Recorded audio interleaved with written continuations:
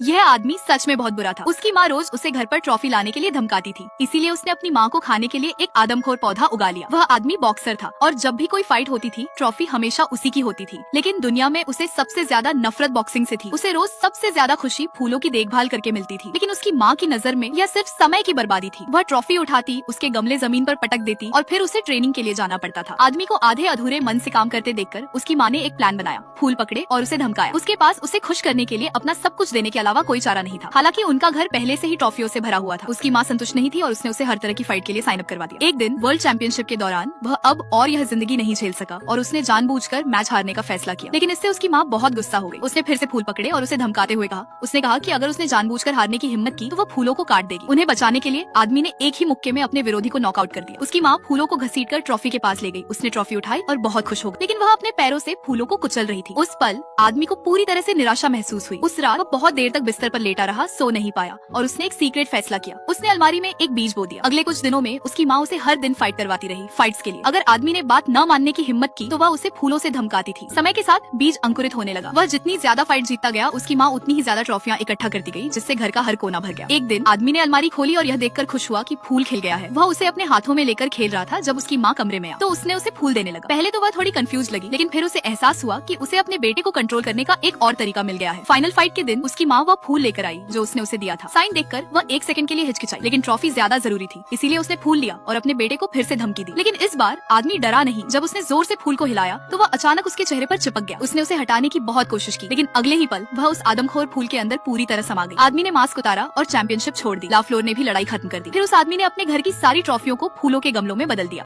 माँ के लिए लाइक सब्सक्राइब जरूर कर देना।